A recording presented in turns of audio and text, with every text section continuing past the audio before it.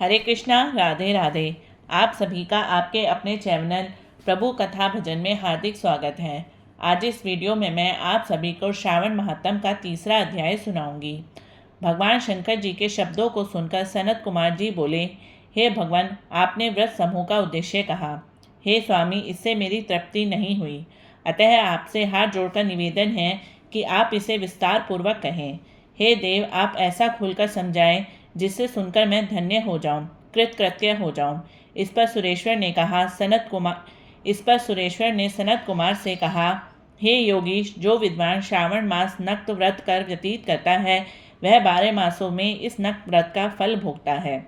दिवस की समाप्ति के 3 घटी पूर्व रात्रि भोजन नक्त व्रत के नाम से जाना जाता है।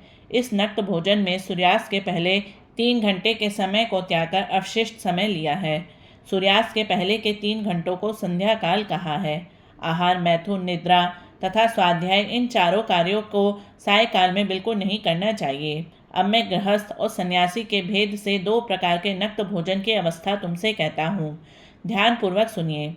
जब सूर्य नारायण के मंद हो जाने पर अपने शरीर की छाया दुगनी हो जाए, उस समय सन्यासी के लिए नक्त भोजन व्रत कहा गया है। शास्त्रों में गृहस्थी के लिए नक्षत्र उदय होने पर रात में किए जाने वाले भोजन को नक्त भोजन व्रत बतलाया है। यह तो रहा गृहस्थियों के लिए। अब शास्त्रों ने जो कुछ सन्यासियों के लिए कहा है उसकी अवस्था मुझसे सुनो। रात्रि काल में निषिद्ध हो जाने से दिन के अष्टम भाग में भोजन का विधान है। गृहस्थियों को विधि द्वारा रात में नक्त व्रत करना चाहिए। सन्यासी, विधवा और विधुर पुरुष सूर्यास्त के पूर्व भोजन करें। पुत्रवान, आश्रयहीन तथा स्त्री विहीन पुत्रवान विधुर रात्रि में बिल्कुल भोजन ना करें, क्योंकि पुत्रवान भी आश्रमी ही होते हैं। विद्वानों को चाहिए कि स्व अधिकार अनुसार नक्त व्रत करें। श्रावण मास में नक्त व्रत करने वाले प्राणी को उत्तम गति की प्राप्ति होती है। श्रावण मास के आ जाने पर पहली प्रतिपदा तिथि में प्रातःकाल यह संकल्प करना चाहिए, मैं श्रावण मास में 1 मास तक ब्रह्मचर्य व्रत धारण करके प्रतिदिन प्रातःकाल स्नान करूंगा। नक्त व्रत, रात्रि शयन तथा प्राणियों के साथ दया का व्यवहार करूंगा। हे प्रभु, यदि मैं इस व्रत के आरंभ होने के पश्चात और इसकी समाप्ति से पूर्व मर गया तो हे दीनानाथ जगतपते, उस समय आपके प्रसाद से मेरा यह व्रत परिपूर्ण हो। इस प्रकार मास के आरंभ में संकल्प करके नक्त व्रत करना चाहिए। भगवान शंकर ने कहा, इस प्रकार नक्त व्रत करता हुआ व्यक्ति मुझे अति प्रिय हो जाता है। अति रुद्र से ब्राह्मण द्वारा और स्वयं रुद्र का 1 मास तक जो अभिषेक करता है, हे ब्राह्मण, उस पर मैं अत्यधिक प्रसन्न होता हूँ, क्योंकि जैसे कि तुम जानते ही हो मुझे जलधारा अति प्रिय है।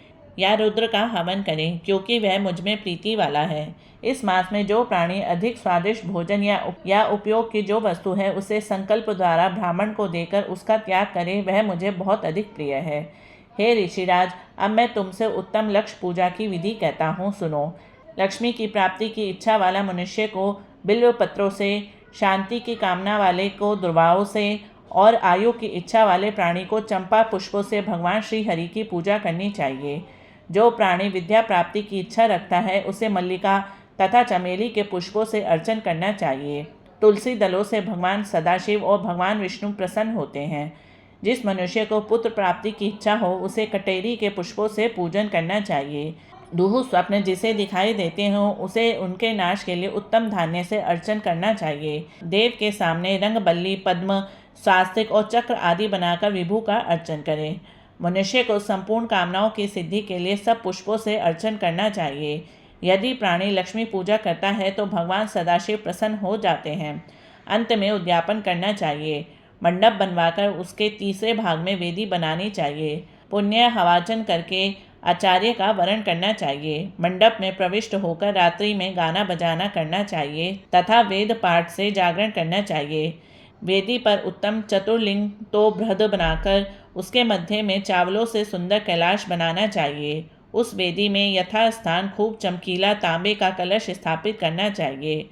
उसमें पंच पल्लव तथा सूक्ष्म वस्त्र रखना चाहिए। उसमें पार्वतीपति भगवान सदाशिव की सोने की मूर्ति को पंचामृत से स्नान करवाकर स्थापित करके अर्चन करना चाहिए। नैवेद्य युक्त धूप, दीप, गीत, वाद्य, नृत्य और वेद शास्त्र पुराण द्वारा रात्रि में जागरण और प्रातःकाल स्नान करना चाहिए। पवित्र शास्त्रोक्त विधान से वेदी बनानी चाहिए। तिल, घृत, पायस, मूल मंत्र, गायत्री, शिव सहस्त्र नाम से हवन करना चाहिए। शर्करा और घृत युक्त चावल से हवन करना चाहिए। फिर हवन कर पूर्ण आहुति कर देनी चाहिए। प्रातः वस्त्र, अलंकार, भूषण से आचार्य की अर्चना करनी चाहिए। ब्राह्मणों का पूजन करके उनको दक्षिणा देनी चाहिए।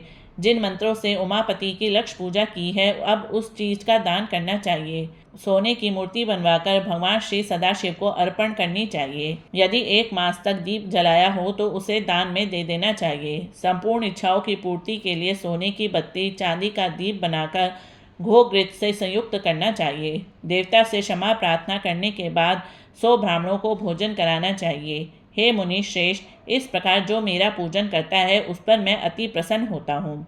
यदि श्रावण मास में यह कार्य किया जाए तो इनके करने से अनंत फल की प्राप्ति होती है।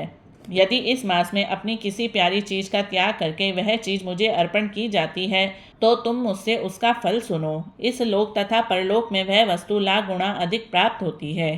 फल की इच्छा त्याग करने पर यह फल होता है। निष्काम करने पर उत्तम गति की प्राप्ति होती है। जो मेरा भक्त रुद्री पाठ करता है वह प्रति अक्षर करोड़ वर्ष तक रुद्र लोक में जाकर निवास करता है।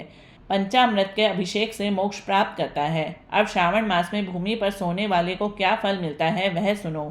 हे योगीश, मूंगे या हाथी दांत से बनी हुई या चंदन की बनी हुई, नवरत्न से जड़ी हुई, मृदु गरुड़ चिन्ह से संपन्न, कपड़े वाली रुई से भरी हुई, गद्दे युक्त रमणीक, झालरदार तकिए से संपन्न शैया उसको प्राप्त होती है।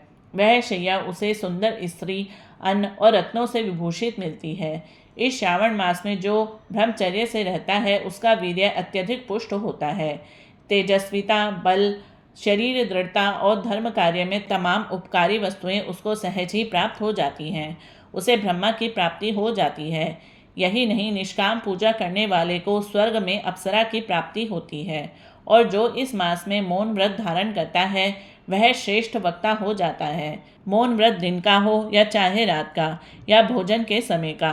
मौन व्रत में यदि प्राणी घंटा और पुस्तक दान करे तो उसको सब शास्त्रों की जानकारी अपने आप प्राप्त हो जाती है। वह मौन व्रत के प्रभाव से बृहस्पति के तुल्य बुद्धि वाला हो जाता है। मौन व्रत वाले का किसी से झगड़ा बिल्कुल नहीं हो पाता। इति श्री तृतीय अध्याय समाप्तम।